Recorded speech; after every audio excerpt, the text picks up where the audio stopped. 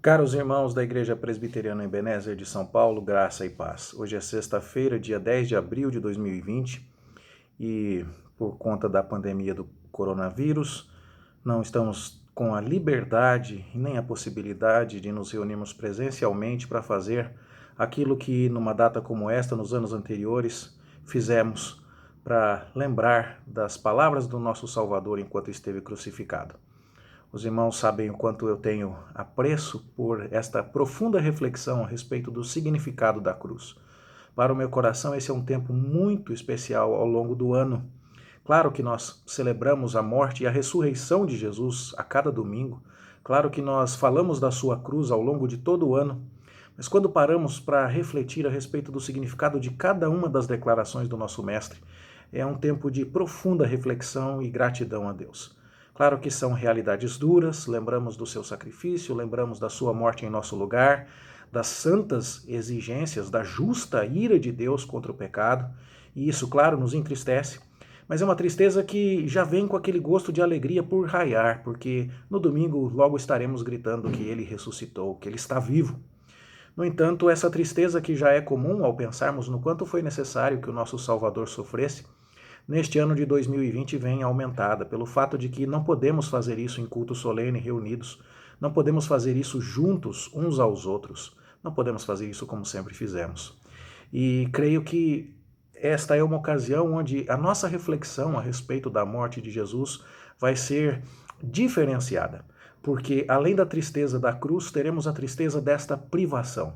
E justamente por conta disso, eu gostaria de pensar com você nas três últimas palavras da cruz que me cabem, mas muito brevemente a respeito de cada uma delas, desde a primeira, à luz dos eventos que estamos vivenciando.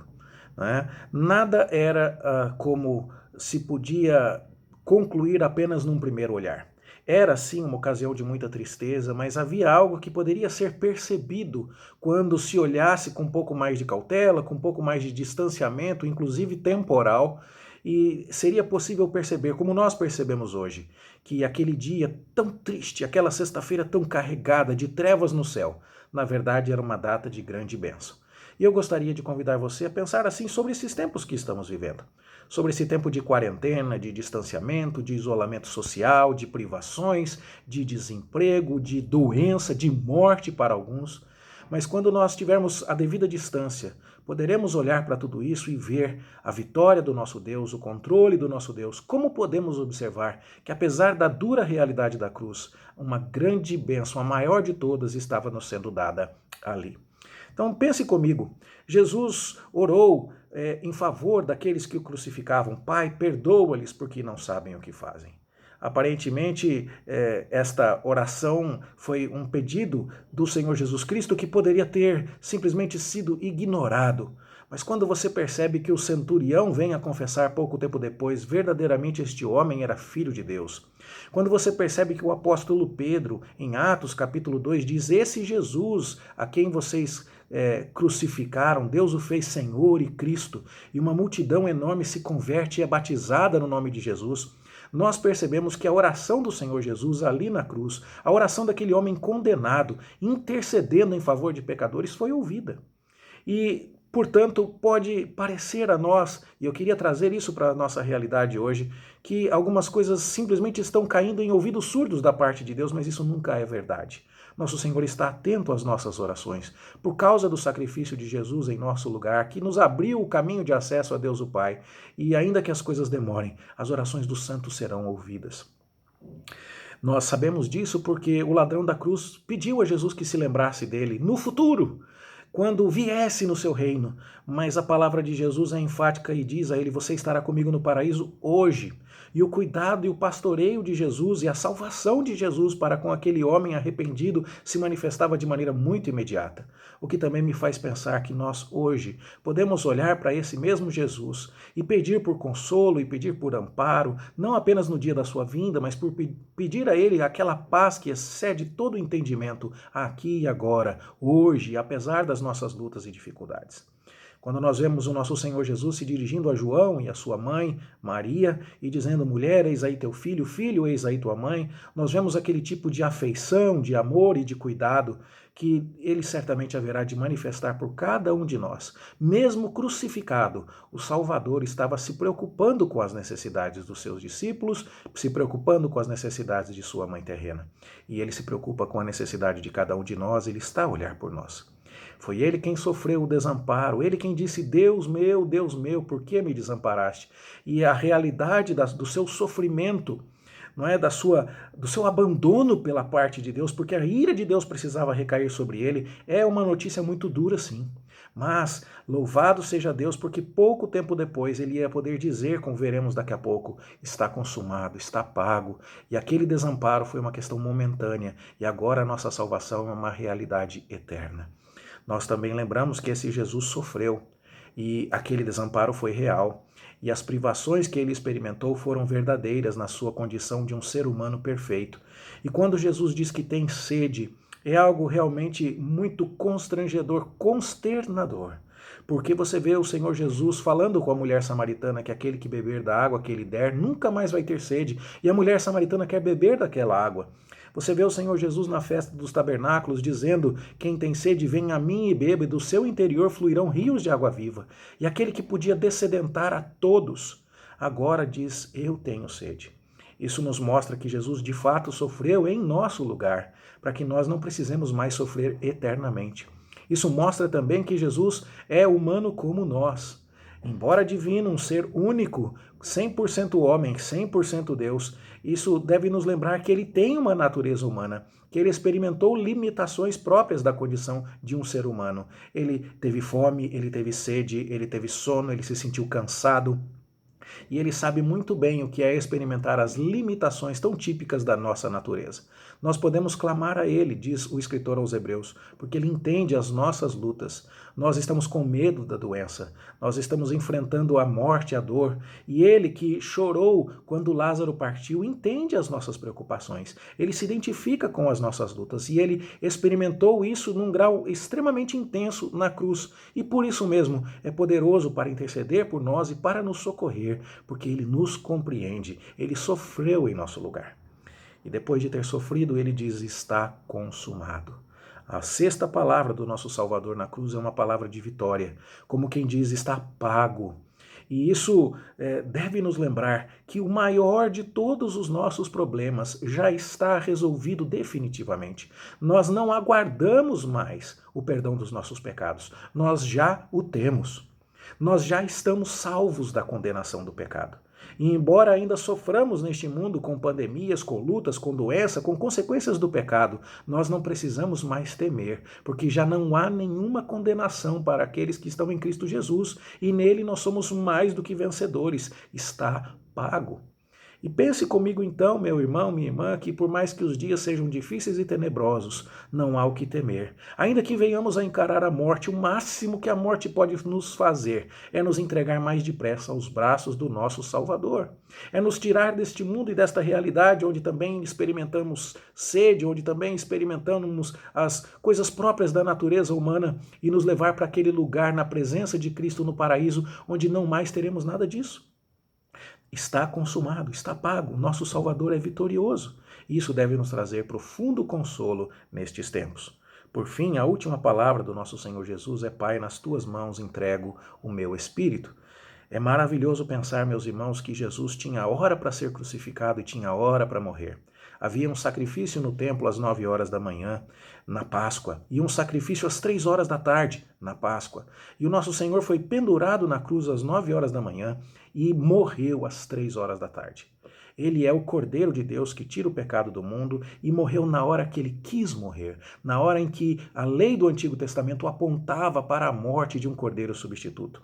E Jesus diz, nas tuas mãos eu entrego o meu espírito.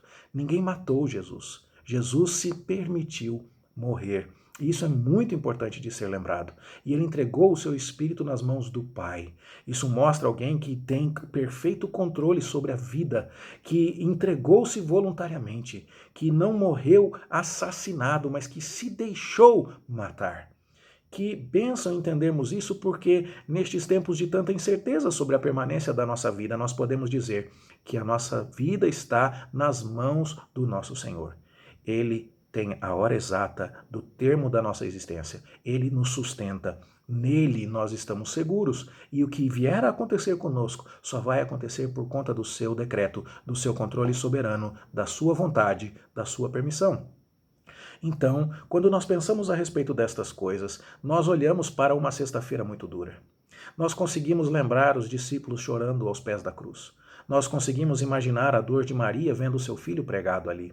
Nós conseguimos ver aquelas mulheres batendo nos peitos, o céu completamente enegrecido. Nós conseguimos ver o centurião romano percebendo que Jesus Cristo de fato era um homem santo, era o Filho de Deus. Nós conseguimos ver um cenário completamente obscuro. No entanto, quando a gente analisa cada um dos detalhes, a gente percebe que todo aquele momento de dor, de sofrimento, na verdade foi planejado por Deus o Pai e nos trouxe bênçãos profundas. Nada escapou do seu controle soberano. E quando isto é visto com um pouco mais de distância, nós vemos que as pessoas alvo da intercessão de Jesus foram alcançadas com a mensagem do Evangelho.